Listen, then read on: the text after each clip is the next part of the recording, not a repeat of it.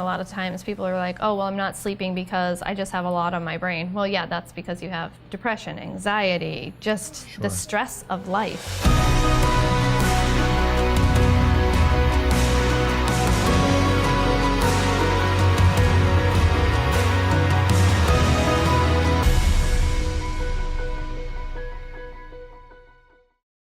What's going on, guys? Time for another episode of Behind the Uniforms. We are here at the Whiskey Wall. If you've never seen the show before, here's how it works.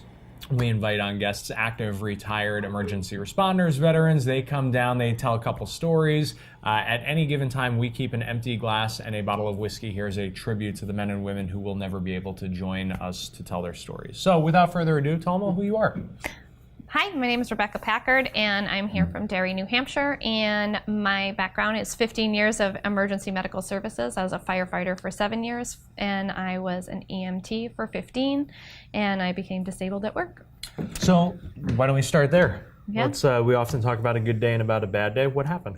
So on 11/11/11, I got hurt at work. I had an SI tendon tear that disabled me and put me off the ambulance, and I went through 3 years of physical therapy and the gamut of visiting all of the people and jumping through all the hoops, and found myself having depression and PTSD and all the things I never dealt with for the 15 years that I was on the truck. Sure. And then I magically ended up in the position I'm in today, which is why I'm here as an emotion code and body code practitioner, helping to bring holistic medicine to EMTs, police officers, veterans, people battling PTSD, trauma, and just the general stresses of life. Got it. All right, so let's dive into this a little bit. First of all, when did you realize that you were dealing with this? Because it probably wasn't day one right after the injury. Yeah, no. So about 6 months in, I had excessive inability to human.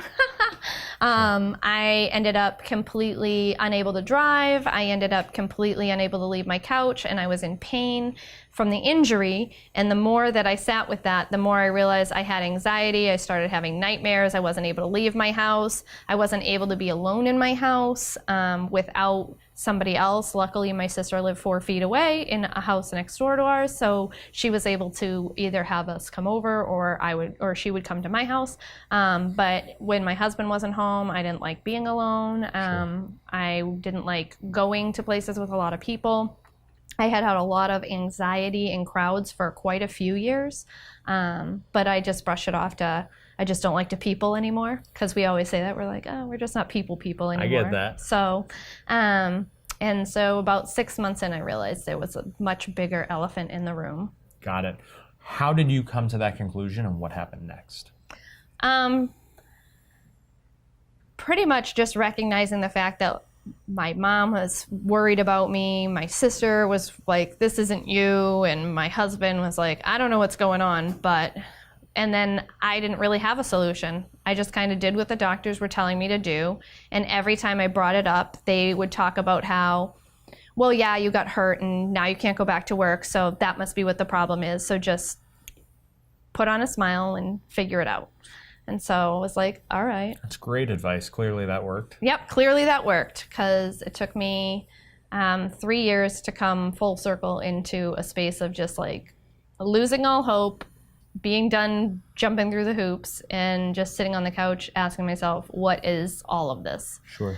And then I actually, out of just sheer luck, happened to be on, of all things, a Periscope channel. And somebody was like, I am going to be getting my certification in this modality. Who wants to try it and see if it works? And so I had the session. I was 100% pain-free that night, and I could do a jumping jack and my leg didn't fall off. And I was like, oh my God, this is the answer to all of the things that I have been asking for years. Awesome. So what happened next? And at that point, I was full bore. I was like, I told my husband, you have to try this. You have to tell me what your experience is, because he had his own issues of anxiety and had that his whole life. And I was like, have him work on that. And if you notice anything, tell me. And so he's like, all right. So went through that, had him do his session and help because the guy was trying to get his certification, so we got to be the guinea pigs. And he was like, yeah, no, this is it. Like, you need to do this. One, you're good That's at this awesome. stuff, and two, this is what you've been asking for. I'm So- sure driving down to Connecticut probably doesn't help with anyone's anxiety. You're probably afraid you're going to be taxed at the border, which is a good likelihood. Let's talk through how you've now used that experience to be able to help others. Yeah, so everything's kind of evolved since then. So I utilize the emotion code and the body code, which is really ancient Chinese medicine with kinesiology. And I utilize muscle testing and just working through emotions. And when I say working through, I know that in EMS and fire, and I know police are very much the same, we don't like to talk about things. Right. Everything's a good time, Sure. and we're not going to talk about the bad times. And so we just have a conversation, and I test utilizing a chart, utilizing a computer system that I use. And I can target if they're like, well, I have anxiety, but it's not a problem. So I go, okay. And then I figure out what emotions are affecting the anxiety. And then I just release them for them. And then they don't have anxiety anymore. Or I have nightmares, and then you don't have nightmares. And so. How would you recommend that people identify that they need this support? Have you alienated yourself and you're not peopling? That's a big one. Or for me, I was heavy drinker. Long time I drank a lot because we all get together, we have a drink, and then we have 2 drinks, Right. and then it's 1 o'clock in the morning and you've had way too much to drink, and you're like, oh, okay. Where my eyebrows Where go? I can't feel my nose. And so when that becomes more than like, oh, I just did that this week or a couple times a month, Sure. and then you're like doing it every single night, or you're drinking by yourself, not healthy. Right. So just moving from that space into maybe I need to do something more than this, or you're not sleeping. And a lot of times people are like, oh, well, I'm not sleeping because I just have a lot on my brain. Well, yeah, that's because you have depression, anxiety, just Sure. the stress of life. No Life doubt. in general. So how can people learn more? So I have a website, and I have underneath, or at my website, RebeccaPackard.com, I have a conscious contribution page, which is underneath my menu bar, and I have a really beautifully discounted rate for all fire, EMS, and veterans, That's awesome. so that I can give back, because essentially what it came down to was that drop to your knees moment in life where you were like, what is the point? What is happening in my life? Sure. Like, I went from I used to be able to leg press 350 pounds because I was lifting stretchers and slinging patients all day, to I couldn't even pick up my newborn who was 8 pounds. I couldn't lean over and put geez. him in and out of his crib.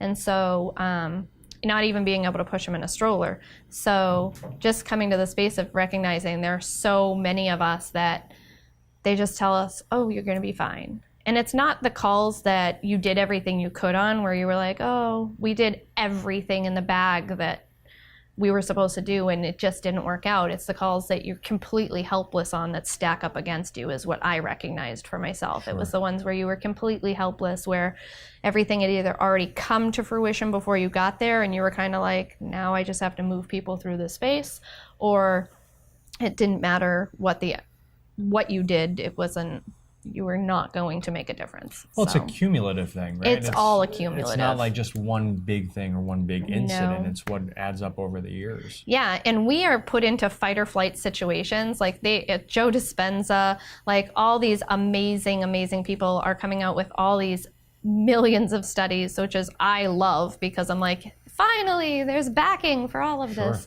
They're all talking about how when you go into fight or flight, it suppresses your immune system, it suppresses your ability to make decisions, it suppresses your ability to get a good night's sleep. It does all of these things to our body that we don't even recognize.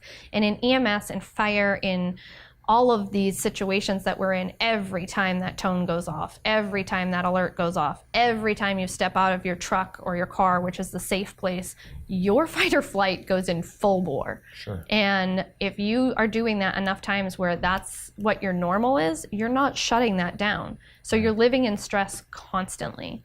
So the things that I teach people with EFT, emotion code, meditation, it's helping you take and flip that switch so that you can gain control of your brain again. So you can shut off your fight or flight response. So you're not yelling at your spouse because they just walked across the kitchen too hard, or you're not sitting in your bathroom crying because, well, no one can see you cry because you're too strong for that. And you're not sitting there going, well, maybe the world would just be better without me.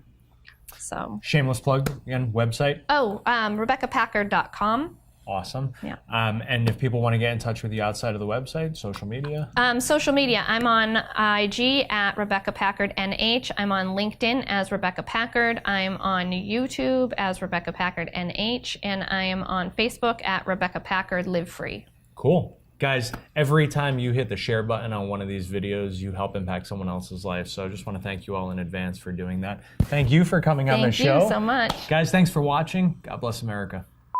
Guys, we're not done yet. Just when you thought we were done, we're not. Hey, who are you?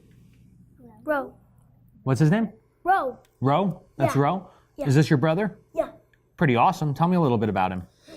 So when he first ended up with me, since he was the second, and his whole life was like he liked Legos and he liked all animals. And my first life was about Pokemon. Your first life was about Pokemon? Yeah. And his was about like... My favorite dragon. Yeah, your favorite dragon. We have a guy named Dragon who works for us. Did you know that? Yeah. Crazy. Can you say, I'm a whiskey patriot? I'm a whiskey patriot. Another one. Perfect. Can you tell them to share the video? Say, share this video. Share the video. Perfect. From the mouths of babes. Good job.